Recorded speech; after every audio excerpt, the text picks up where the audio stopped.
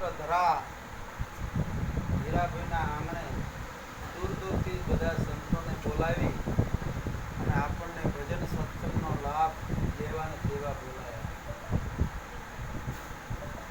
આ એક ભગીરથ કાર્ય જ કહેવાય. કાંક આમાં કંઈ સવારથી એવું કશું હોતું નથી.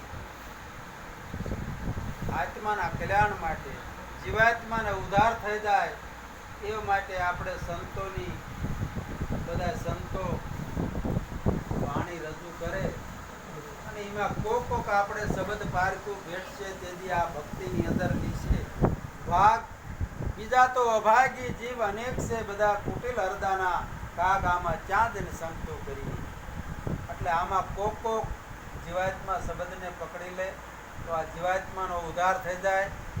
84 લાખ અવની ફરી ફરીને આ જીવાત્મા આવ્યો છે અને ફરીને રોટલા ખાતા અને આવું સુખ ભોગવતા ભોગવતા રાડાના નરક ખાવા કે ભૂંડ કૂતરા બિલાડામાં અવતાર ન થાય. આ બધી સંતોને ખબર છે કે 84 ની અંદર કેટલું દુઃખ છે. આ 84 ટાળવા હાટું બધા સંતો ઘટોઘટ બધે ગાજી ગયા છે જીવાત્માનો ઉદ્ધાર કરવા માટે. જેલની અંદર પુરાણા 5-10 વર્ષની સજા પડી હોય તોય મળવા જાય એટલે કે મારી જમીન સેવટ ગીરવે મૂકી દો પણ મને આમાંથી છૂટો કરાવો. તાર આ તો જુગ બંધનની જેલ છે. બંધન એટલે આ પશુ પંખી જેવું સુખ ને દુઃખ બધું ભોગવવું પડે છે.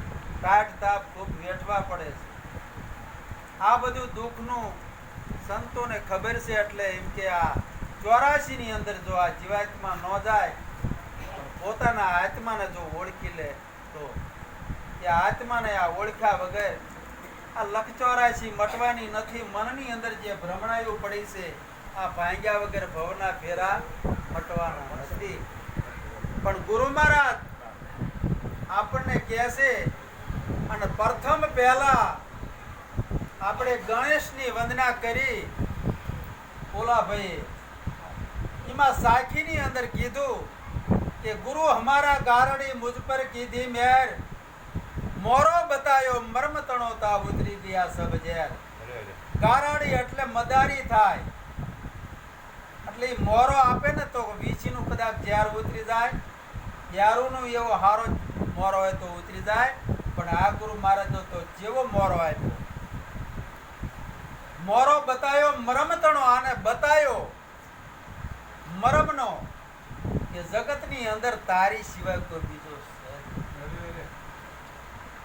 એટલે કોની ઉપર આપણે કાળ ક્રોધ સડાવો કે ઈર્ષા કરવી. અને પાઠની અંદર આપણે પહેલો પાયો માંડે છે. કૃષ્ણ ભગવાન કહે છે અર્જુનને કે હે અર્જુન, જ્યારે તને સમદ્રષ્ટિ થશે ત્યારે તને અદ્વૈત જ્ઞાન પ્રાપ્ત થાય છે. એટલે આપણે બધા અંગને અને તનને તમે તપાસી જુઓ કે આપણે સમદ્રષ્ટિ થઈ છે કે નથી થઈ. એ આપણે વિચાર કરવાનો. આપણે વર્ણનું કે એવું કઈ નાત જાતનો ભેદ જ્યો છે કે નથી જ્યો. આપણા મનની અંદર ઊંચ નીચ છે કે સમદ્રષ્ટિ થઈ છે કે નથી થઈ. જો મારા વાલા સંતો ન થઈ હોય ને તો સમદ્રષ્ટિ પહેલા કરી લીધી કે જગતની અંદર બધે એક જ ઈશ્વર વિસર્યો છે. કોઈ નાનું મોટું ઊંચ કે નીચ આવું કશું જગતની અંદર છે જ નહીં. તો જ તમને અદ્વૈત જ્ઞાન પ્રાપ્ત થાય છે, નકર નહીં થાય. જો તમારા મનની અંદર જો તમે બીજો ભાળશો અને જો આવો મોરો તમને ગુરુએ આપ્યો અને એ જો તમે મોરો ન જોયો તો પછી તમને બીજો ભાળશો ને તો દૈત્યપણું રહેશે. તો બે ભાળો તો અદ્વૈત છે, દૈત્યપણું છે, અદ્વૈતપણું નથી. તો બે ભાળો તો અજ્ઞાન છે. એટલે ગુરુ મહારાજે ધીમા આપણને સમદ્રષ્ટિ કરાવી છે. જગતની અંદર ઊંચું કઈ નીચું એવું કશું નથી. એટલે પાયાની વાત આપણે પહેલા લક્ષ્યની અંદર બરોબર લેવી જ જોઈએ. જ્યાં જુક્તિ મુક્તિની જે રચના કરી છે એ આખા દેહનું ભાન કરાયું છે. આ નાનો દેહ છે અને વિશ્વનો આ એક મોટો દેહ છે. પણ તમને આ નાના દેહનું જ્ઞાન સદગુરુ મહારાજ કરાવે છે એટલે આખા વિશ્વનું તમને જ્ઞાન. સમદ્રષ્ટિ બરોબર પાયાની વાત છે. એટલે સમદ્રષ્ટિ તો બધાને આપણે કરવી જ પડશે. કદાચ ન થયો ને કદાચ મનની અંદર આપણે એવું ઊંચું નીચું કંઈક માનતા હોય ને તો એ કાઢી નાખે હોળે કાંક આ તો હરિનો માર્ગ આપણા હાથમાં આવ્યો છે અને આને હવળે હવળે હાલવાનું છે. આપણા મનની જે કુટુંબ છે એ કાઢવાની છે. સદગુરુ ભાતું લેજો સાથમાં, એક પછી એક આપણા મનની અંદર જે અવગુણ આવે છે એને કાઢ. કાંક સૂક્ષ્મ રૂપે આપણા દેહની અંદર શત્રુ ચારે બેસી જાય એને કશું ખબર પડતી નથી. જેમ ભગવાન દેખાતા નથી એમ આપણા શત્રુ દેખાતા નથી. પણ શત્રુ જો મેન પાયો આપણો હોય, સમદ્રષ્ટિ આપણને થઈ હોય તો ગમી આ તમે જુઓ તો તમને ભગવાન સિવાય બીજું કશું દેખાય જ નહીં. પણ ભગવાન છે એવું કંઈક તમે બીજું માનતા હોય તો બે તો છે ને. જગત આખાની અંદર તમારી સિવાય બીજો કોઈ છે જ નહીં. તમારે કોને ગોતવાનું છે, કોનું તમારે ધ્યાન ધરવાનું છે? નિરાત બાપુ તીમાં કહેશે કે સાધન શું કરવું રે સ્વામી ચાઈ, સાધનામાં આવતો નથી. ધ્યાન ધરું તે બધો ધોખો છે. દૂતી નો દર્શાવો એટલે બીજો હું ભાળતો જ નથી, બીજો છે જ નહીં.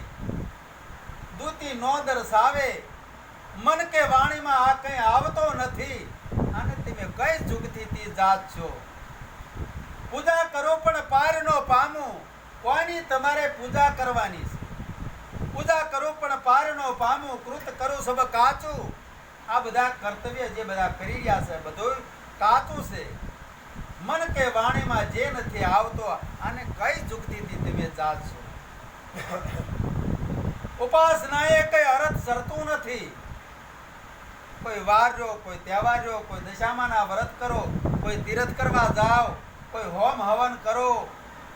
આ દેહને ભગવાનને મેળવવા માટે દંડ ઘણા આપે છે.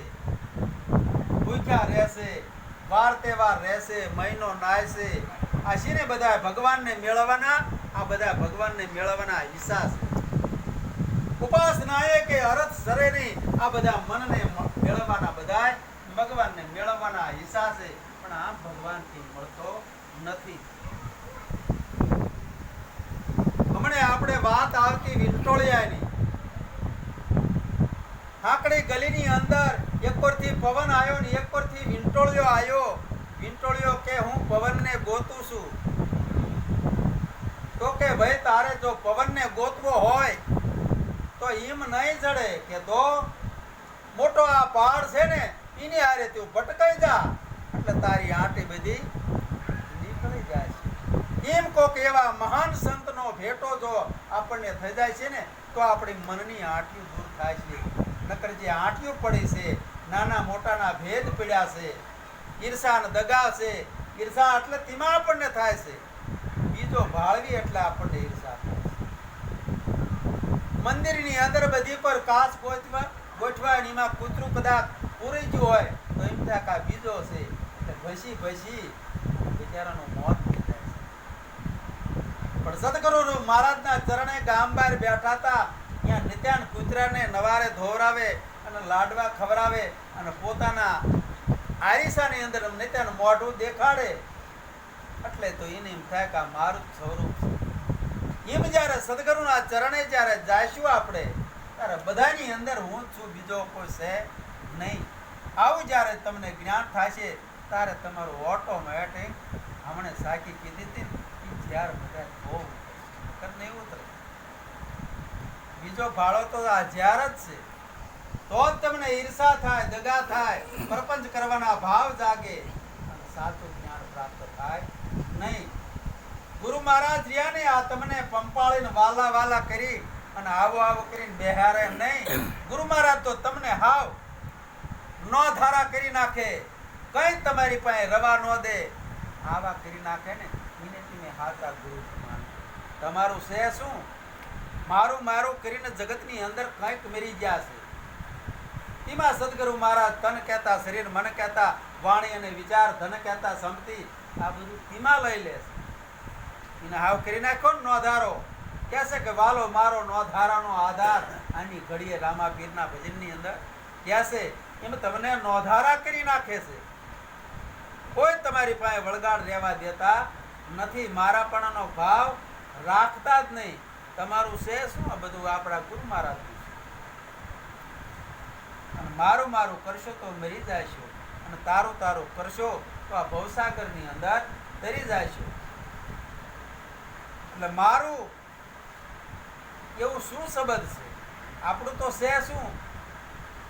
બધું આપી દીધું છે. તન કહેતા શરીર, મને કહેતા વાણીને વિચાર, ધન કહેતા સંપત્તિ કશું નથી. અને પછી ગુરુ અને શિષ્ય એવું કશું રહેતું નથી. પછી આપણને એમ થાય કે હું આવું જ્ઞાન કરું છું, આવા સારા સારા ભજન ગાઉં છું, ધોળ કીર્તન ગાઉં છું, બીજાને સમજાવું છું, તો ઈ એક અહમનો આપણા મનની અંદર કંઈક કોંટો છે. આવું માન કે મોટપ એવું કશું મનની અંદર ન રાખવો જોઈએ. કોને આપણે સમજાવી છે? સતારશા બાપુ તેમાં કહેશે, આપ માયા આપ સમાણું, હું ઈશિકા ગુણ ગાવું. આપની અંદર આખું જગત સમાઈ ગયું છે. આપણે કોના ગુણ ગાવાના છે અને કોને સમજાવવાના છે? આ તો ભ્રમ પડ્યો છે મનની અંદર. અંધારે હાલ્યા જતા હોય, જ્યારે દોરડું પડ્યું હોય ત્યારે આપણને ભય લાગી જાય, આમ ખરાખરી બીક લાગી જાય કે શ્રાપ આવ્યો. કાંક અજ્ઞાન રૂપી આપણા મનની અંદર અંધારું પડ્યું હતું. પછી આમ પ્રકાશ કરો કે કદાચ બેટરી કરો તો અહીંયા કણ દોરડું પડ્યો. પછી મનની અંદર જે ભય પડ્યો છે ને, આ બધો ભય બધો ગયો જાય. અને ઓલું દોરડું સાફ થયું હોય, સાફ રે તાર દોરડું હતું એ સાફ થયું તું નહોતું થયું. એમાં જગત એવું કશું છે નહીં. એમાં નરસિંહ મહેતા કહેશે કે જાગીને જોવું તો આ જગત એવું કઈ દિશાય નહીં. આ તો બધા ઊંઘમાં અટપટા ભોગ ભાસે. ચેત નર ચેતન્યા તદરૂપ બ્રહ્મ રટકા કર્યો તમારી પાસે. બ્રહ્મ સિવાય બીજી કોઈ વસ્તુ છે જ નહીં. વિના વિચાર સકળ જગ ભૂલ્યા. આ જ્ઞાન વિનાના બધા ગૂંચવાયા છે. રામ મૂળે માયા મૂળમાં ક્યાંય નથી. આપણે કહીએ ને કે માયા નડે છે, પણ માયા એવી વસ્તુ શું?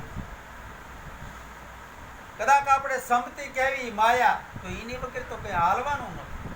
કદાચ આપણે એમ કહેવી કે અસ્તરી માયા, એ માયા વગર તો આપણો ગ્રસ્ત આશ્રમ ચાલવાનો નથી. માયા મૂળમાં છે. ઓમકારમાંથી આ બધું સર્જન થયું છે. આખું વિશ્વ એમાંથી ને સર્જન થયું છે. જોડ તો જડ એવી વસ્તુ કશું. આ બધું ચેતન જ છે. જડ એવી કોઈ વસ્તુ નથી. પાણી હોય એની માથે જ્યારે લીલ જામી જાય તારી સીમાથી થઈ. આ લીલનું પોડું થઈ જાય સીમાથી થયું, પાણીમાંથી થયું. મૂળ તો સ્વરૂપ પાણીનું જ છે ને. એમાં બ્રહ્મનું જ બધું સ્વરૂપ છે. લહેરી સમતા જેમ સમુદ્ર દેખાય, મનતું અવળું ક્યાં ધડાય, બીજો નથી બોલતો. આપણે દરિયાના કાંઠે કે સમુદ્રના કાંઠે જ્યારે ઊભા હોય ત્યારે આપણને બધા હિલોળાનો ભાસ થાય. પણ હિલોળો પકડો તો આવે શું? પાણી જ હાથમાં આવે. અને સરિતામ સમુદ્ર બધું સમય જાય અને સ્થિર થઈ જાય અને ખોબો લઈને લ્યો તો પાણી જ આવે. એટલે આખું વિશ્વની અંદર બ્રહ્મ સિવાય બીજી કોઈ વસ્તુ છે નહીં. એટલે આપણને સદગુરુ મહારાજે આપણને સમદ્રષ્ટિ આપી છે. એટલે બરોબર સમદ્રષ્ટિ થઈ જવી પડે. આ પાયાની વાત છે. બરોબર આ મકાનના પાયા જો હારાય છે ને તો આની ઉપર માળ કરવો છે તો કશું નહીં થાય. એટલે પાયાની વાત બરોબર આપણે પકડવી પડશે. પછી આપણે જગતની અંદર કહેવી છે કે આ માયા, આ જગતની અંદર બધી દેખાઈ રહી છે એ માયા છે, રૂપ છે. પણ આ કોનું છે? આ લીલમાં પાણીમાંથી જેમ લીલ થઈ એમાં આ બ્રહ્મમાંથી બધું સર્જન થયું છે. એટલે માયા એવી કશી વસ્તુ નથી. જ્યારે મૂળમાં અંદર જ્યારે જાવ ને ત્યાં માયા એવું કશું વ્યાતું નથી. આ બધું એકમાંથી જ બધું સર્જન થયું છે. આપણે મહામંત્રની જ્યારે વાત કરે ત્યારે કહેશે કે મહામંત્રનો મોટો છે મહિમા, વખાણે બ્રહ્મના વેદમાં, ઋષિ મુનિ જપતા એના જાપ, હરી કોઈ ચાર વેદની અંદર નથી આવતા. આ વેદની કઈ વાતો નથી. અગમ ઘરની જે આ બ્રહ્મની જે વાતો આવે છે, જે જે સદગુરુના ચરણે જ્યાં ને પછી એને કોઈ વેદની વાતો, ઇતિહાસ પરાની વાતો, પંચમો સૂક્ષ્મ વેદની આ બધી વાતો છે. ચાર વેદ આંકણે આવતા નથી. આ બધી વેદની વાતો છે.